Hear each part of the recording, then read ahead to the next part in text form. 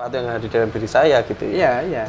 Artinya mungkin itu nggak tahu kalau pengalaman Mas Helmi gimana ya, maksud saya kan orang beda-beda lah ya titik momentumnya kapan dia mulai mencari itu gitu. Iya. Dan anak muda sekarang mungkin juga kita tidak bisa kita salahkan, wah ternyata kondisinya kayak gini-gini terus semakin jauh dari agama atau enggak, kan fasenya berbeda, alamnya berbeda, waktunya berbeda gitu. Kalau menurut Mas Helmi apa ya, yang biasanya bisa memantik itu apa tuh? Pengalaman. Nah saya kan kadang pas di sana misalnya ada tekanan apa, terus tekanan apa itu? Itu nyari petunjuk itu karena kepepet gitu kan. Harus nyari itu, cuman bukan tekanan finansial tuh maksudnya. Ya yang lain lah gitu kan. Itu. Kalau saya nggak salah atau nggak keliru itu dalam psikologi itu ada di perkembangan itu kan terbagi menjadi dua kalau tidak salah. Dua pandangan mungkin. Ada yang melihat perkembangan itu memang sifatnya progresif, linear. Memang begitu dari satu tahap ke tahap gitu. Jadi nggak ada gejolak atau momentum titik balik naik jatuh lagi atau enggak, tapi lurus dianggap lurus. Seperti lurusnya pertumbuhan fisik kita itu. Tapi ada juga yang mengatakan tidak selalu seperti itu. Karena nanti pada satu perkembangan nanti dia pada posisi gini bisa dia turun lagi. Baru nanti naik lagi. Ada yang mengatakan itu. Tapi nanti goalnya memang ada grafik yang bisa dilihat naik terus ya. Naik di ini posisi tertinggi. Katakanlah seperti itu. Nah, barangkali kalau tadi ditanyakan momentum apa yang memantik itu ya karena kita melihatnya dari sudut psikologi, biasanya yang memantik itu ya apa yang paling berat dirasakan. Biasanya korelasinya dengan hal yang merasa buat kita berat sedih gitu Mas. Ya apakah itu misalnya ditinggal orang yang dicintai orang-orang yang dekat dengan kita, atau kita mengalami musibah, atau kita mendapatkan kegagalan misalnya dan lain sebagainya. Itu barangkali momen-momen yang dia mulai berpikir untuk bagaimana sih menyikapi ini. Nah, saya Kamba mengatakan sebagai contoh dinamika psikologi tadi itu memang wilayah yang lebih nyata dalam pengalaman kita sehari-hari, dan di situ kita akan terlihat makomnya kalau menurut beliau. Makom itu station tempat ya? Posisi. Tapi bukan makom dalam pengertian tinggi rendahnya kita dibanding orang lain, sama sekali bukan. Jadi beliau mengatakan misalnya kalau kita sedang mendapatkan rezeki itu akan kita harus melihat diri kita itu bersyukur apa tidak. Semakin kita bersyukur semakin bagus. Nah, ketika kita bersyukur itu namanya makom syukur. Demikian juga ketika kita mendapatkan ujian. Kalau kita cuman mengumpat, mengeluh, boleh dikatakan reaksi kita tuh tidak baik atau negatif, kita nggak sabar gitu, ya situasinya beda. Tapi kalau kita sabar, itu makomnya sabar. Jadi sabar, syukur, konsep-konsep di dalam Islam seperti itu adalah makomat menurut beliau itu. Nah, kalau kita berupaya untuk sampai kepada proses sampai pada sabar, syukur, itulah sebenarnya perjalanan kita itu. Perjalanan untuk sampai kepada makom yang seharusnya pada kondisi-kondisi yang kita alami. Jadi kalau Mas Yopi tadi misalnya mengalami, wah saya lagi di titik terendah dari bisnis saya, usaha saya, sikap kita itu apa? Satu, ada unsur sabarnya, dan setelah sabar mestinya akan tumbuh follow up yang sifatnya positif di dalam mengatasi itu. Jadi ringkasnya tuh sifat-sifat positif sebenarnya yang ingin digapai dengan kita melakukan proses tarekat itu dalam diri kita. Wongkulnya itu menjadikan diri kita orang baik. Pokoknya substansinya menjadikan diri kita orang yang lebih baik. Ya, ini dalam konsep psikologi ya, tadi itu psikologi dan tasawuf itu. Tidak lebih dari itu sebenarnya kalau Tapi kelihatannya simple, tapi kedudukannya itu tinggi menurut saya Gamba, karena inilah modal utama kita itu untuk kita memberi makna yang baik, makna yang positif bagi keberadaan diri kita di masyarakat.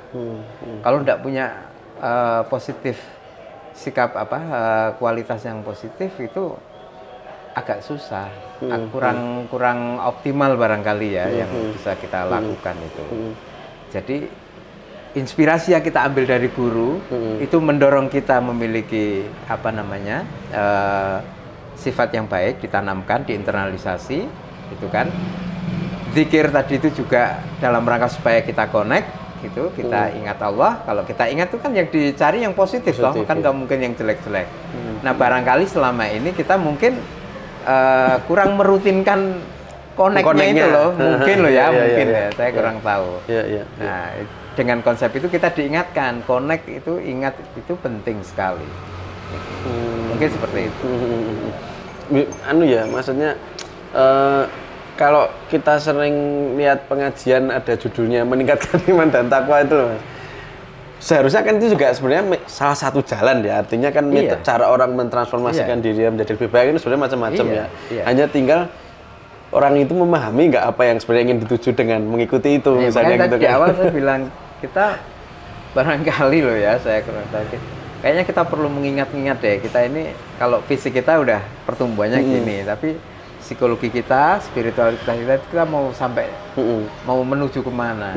Nah dalam dunia psikologi atau mungkin disiplin yang lain ada dikenal spiritual maturity kan, kematangan spiritual dengan beberapa indikatornya itu sifat-sifat yang positif, tidak gampang marah mungkin, ya tidak impulsif, tidak reaksioner berlebihan, memiliki cinta kasih, memiliki empati, memiliki sifat-sifat positif terhadap orang lain, ya mengapresiasi, ya pokoknya yang menyenangkan itu loh. Sebenarnya itu indikator. Orang juga udah tahu sebenarnya bahwa ini tuh sikap yang baik gitu ya. Secara bawah sadar ya pasti harusnya begini gitu. Nah, kata spiritual itu jangan dijauhkan dengan itu. Jadi include itu di dalam makna spiritual itu ya sikap-sikap yang asik itu tadi. Itu harusnya menjadi outputnya ya. Artinya tampilan luarnya spiritual itu ya itu ya.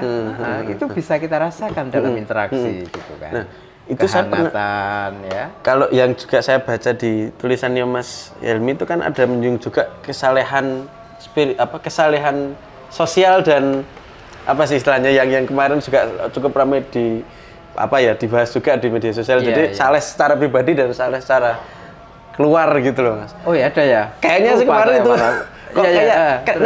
Nek saya pikirannya itu harusnya dua hal yang nggak bisa. Nek saleh berarti pasti saleh di satu sisi, pasti saleh di sisi lain toh, mestinya gitu ya. Ya kalau menurut ingatan saya term ada kesalehan sosial, ada kesalehan individual itu kan karena di dalam wacana keagamaan kita dulu di Indonesia khususnya itu ada citra atau persepsi yang orang diasumsikan dia hanya saleh personal, artinya hanya sibuk melakukan ritual tapi perilaku sosialnya kurang oke. Ya. Barangkali aspek itulah kondisi itulah yang memunculkan term butuhnya kebutuhan sosial. Jadi itu kan sebenarnya satu kesatuan tapi sedang tidak satu gitu loh. Kan gitu. Kita sibuk zikir tapi kok nggak memunculkan sikap yang baik mungkin. Lalu muncul term itu tadi. Sebenarnya nggak dikotomis. Iya, harusnya nggak dikotomis ya. Iya, menurut saya. Iya. Ya kalau keluar dari itu ya, kalau harusnya bahwa dengan connect itu tadi ada proses transformasi diri kita, outputnya harusnya juga ke orang lain juga kan yang merasakan. Artinya kan ya karena namanya kita hidup kadang kan mikirnya hal-hal tadi itu kan menjadi signifikan itu kan karena kita hidup di peradaban ya. Iya. Hidup dengan interaksi dengan orang. Mungkin kalau kita hidup di alam hutan ya mungkin arep nesu-nesu gimana mungkin efeknya hanya ke diri kita. Tapi kan bahwa bagaimana perilaku kita kan juga pada akhirnya ketika kita bersinggungan dengan orang lain ya pasti efeknya juga sedikit banyak juga akan kena ke orang lain gitu. Agak bisa di breakdown seperti ini misalnya konsep yang disampaikan Syekh Kamba. Misalnya saya membiasakan diri untuk bertanya, hari ini aku sudah melakukan apa yang baik, kan gitu. Besok kita juga bertanya, atau bahkan hari ini kita merencanakan, besok saya harus melakukan sesuatu yang positif, apa yang baik apa. Itu untuk menjaga supaya kita itu berada pada track yang baik. Barangkali kalau Mas Yopi sendiri gimana, Pak? Setiap hari bertanya, aku hari ini ngapain aja yang baik atau belum apa, ini salah apa gitu. Nah, kalau itu bisa dilakukan kan baik. Setiap hari kita ada mekanisme yang dilakukan untuk memantau pergerakan batin kita itu, pergerakan hati kita itu. Itu kan sebenarnya bisa diimplementasinya ke situ. Kan Nabi juga mengatakan orang yang tidaklah tergolong orang yang baik apabila hari ininya tidak lebih baik dari hari kemarin dan hari esoknya tidak lebih baik hari ini. Ini kan sangat aplikatif sebenarnya. Nah, kalau itu kita combine itu bisa. Saya kira mungkin kita bisa ya meluangkan waktu malam gitu sebelum tidur, mengingat-ingat hari ini saya apa yang baik, yang kurang. Itu kan mekanisme yang bisa diturunkan untuk kita mengawal perjalanan. Kalau orangnya sendiri sadar bahwa itu menjadi sesuatu yang penting ya. Maksudnya kan kadang kita metriknya kan mungkin achievementnya relatif yang bisa kita lihat ya Mas. Kadang tuh kalau misalnya orang mengukur diri itu entah mungkin dari prestasi apa atau mungkin dari kekayaan atau apa gitu yang dia mungkin tiap hari nambah gitu. Tapi secara internal sendiri kadang kata oleh saya pribadi itu juga hal yang mungkin lupa gak dipantau. Lupa gak dipantau. Gak dipantau gitu. Jadi Mas Yopi yang ngajak untuk memantau. Jadi mereview dirinya sendiri. Teman-teman gitu. diingatkan, dipantau. itu lupa gitu. Dan bahkan mungkin ya bahkan ketika waktunya sholat aja misalnya gitu kan. Ya itu mungkin secara umum ketika kita sedang sibuk apa gitu kan mau tarekat virtual pun ya kalau misalnya